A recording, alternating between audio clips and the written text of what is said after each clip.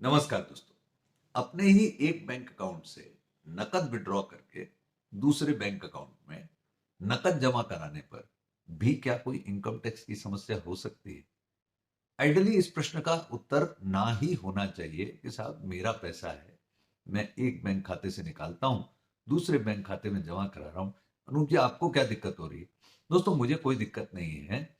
मेरा पर्सपेक्टिव है income tax point of view से कि ऐसे बहुत सारे केसेस हमें देखने में आते हैं अपने प्रैक्टिकल अनुभव से, जहां एक करदाता ने अपने बैंक खाते से पैसा निकाला, दूसरे खाते में उसे जमा कराया, कुछ दिनों का गैप था, या अपने ही एक बैंक अकाउंट से पैसा निकाल करके उसी बैंक अकाउंट में कुछ दिनों बाद पैसा जमा करा दिया।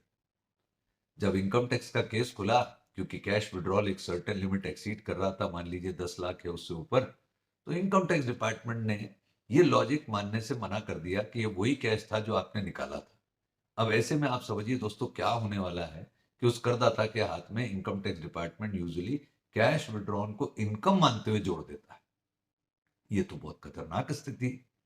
तो यदि इस पर्टिकुलर शॉर्ट का आप मैसेज लें, मूल मैसेज लें, तो वो ये है दोस्तों कि एक खाते से कैश निकालना फिर उसी खाते में दोबारा जमा कराना कुछ दिनों के गैप पर, यहाँ कोई दिनों का गैप लेगा, कोई महीनों का गैप लेगा, कोई ईयर का गैप भी ले सकता है।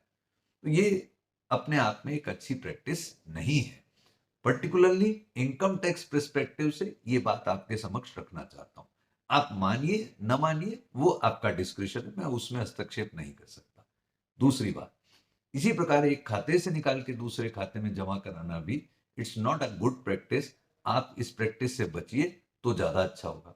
अब एक क्वेश्चन और आता है कि मुझे क्वांटम कितना होगा जब इनकम टैक्स का ऐसा नोटिस आए? तो यूजुअली तो क्वांटम होता है साल के 10 लाख कैश विड्रॉल करने पर बैंक अकाउंट से इनकम टैक्स डिपार्टमेंट को रिपोर्टिंग होती है। परंतु इसका मतलब ये नहीं है कि इससे छोटी वैल्यू की जो ट्रांजेक्शन है, मैं 10, 20, 50 हजार की बात नहीं कर रहा। अगर मान लीजिए मैंने 2, 5 लाख निकाले, फिर जमा कराए, कोई असेसमेंट खुल गया, तो वहां पर ये क्वेरी फंस सकती है कि आपने इतने दिनों बाद क्यों जमा कराया, या क्या गारंटी है कि इस खाते से निकाल के उस खाते में यही कैश जमा कराया था।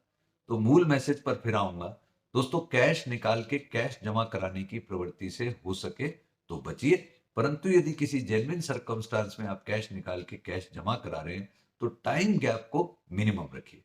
I hope this advice would be useful. Thank you. जय हिंद।